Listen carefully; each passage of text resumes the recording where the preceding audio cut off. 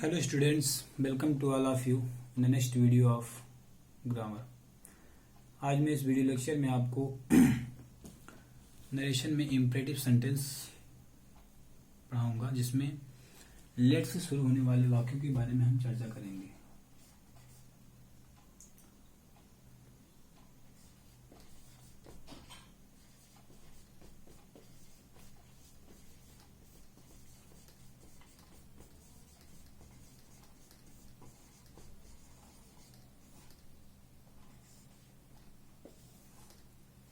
Late से जो वाक्य शुरू होते हैं सामान्यतः वो लेट अस या लेट के बाद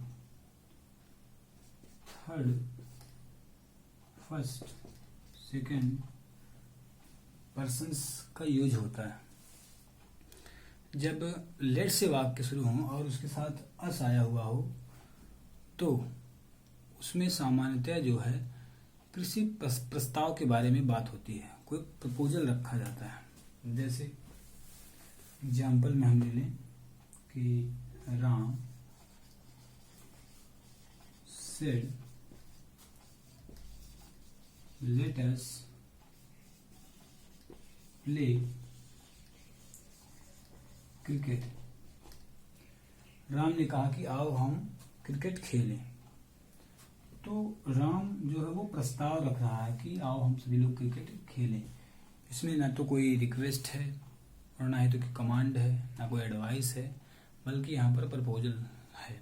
तो प्रपोजल वाले वाक्यों में हम सेड टू के स्थान पर या सेड के स्थान पर प्रपोज्ड लिखते हैं।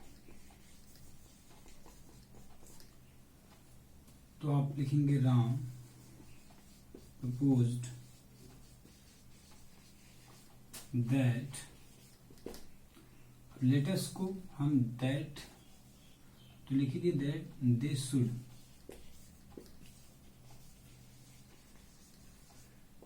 शुड में बदल देंगे लेटेस्ट को, दे शुड प्ले क्रिकेट। और कामा और इन्वर्टर कामा को हम हटा देंगे। तो इस प्रकार से आप देख रहे हैं कि जो लेटेस्ट वाले वाक्य होते हैं तो हम उस सेंटेंस को दैट से जोड़ते हैं और दैट से जोड़ने के बाद हम लेटेस्ट के स्थान पर दे शुड या वी शुड का प्रयोग करते हैं।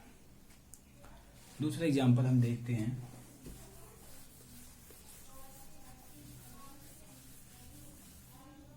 जैसे दिया हो कि children said let us run in the field. बच्चों ने कहा कि आओ हम सब फील्ड में दौड़े या दौड़ लगाएं। तो प्रस्ताव है, कुछ बच्चों का ये प्रस्ताव है कि आओ हम सभी लोग क्या करें, वो फील्ड में दौड़ लगाएं। तो लिखेंगे आप children proposed that they should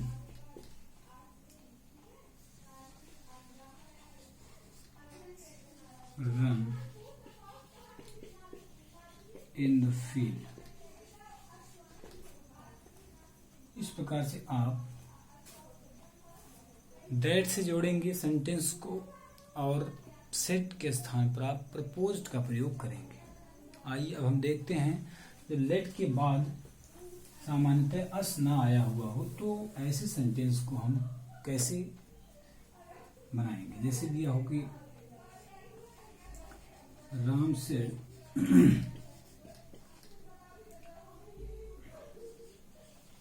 let me go home. Ram ने कहा कि मुझे घर जाने दो।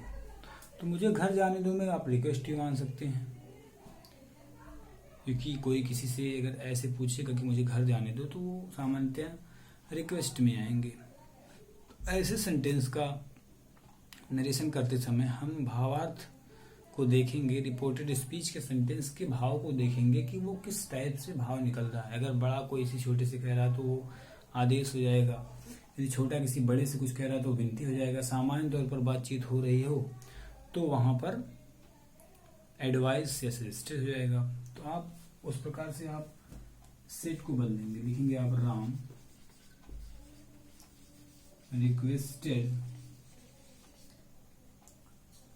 रिक्वेस्टेड टू लेट, दोनों सेंटेंस को टू से जोड़ेंगे। To let me, first person subject अनुसार इसका ऑब्जेक्टिव केस ही का हिम हो जाएगा। To let him go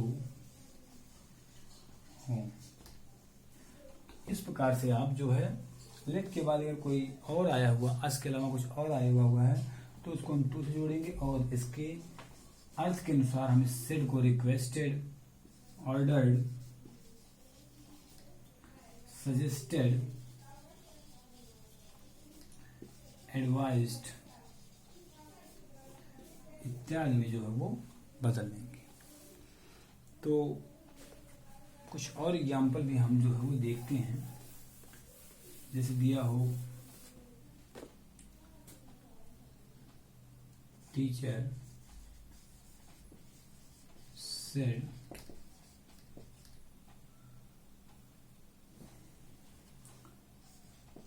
let peon go home. अध्यापक ने कहा कि चपरासी को घर जाने दो। तो यहाँ पर आदेश दिया जा रहा है, तो आप लिखेंगे टीचर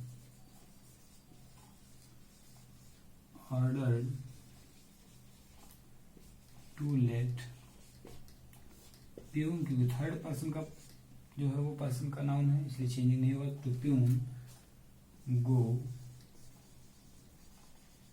हो, कामा इन्वर्टर कामा को आप हटाएंगे और सेंटेंस आपका ये होगा। इस प्रकार से आप देख रहे हैं कैसे हम लेट वाले वाक्यों को वो चेंज कर रहे हैं। एग्जाम्पल में जैसे डॉक्टर सेड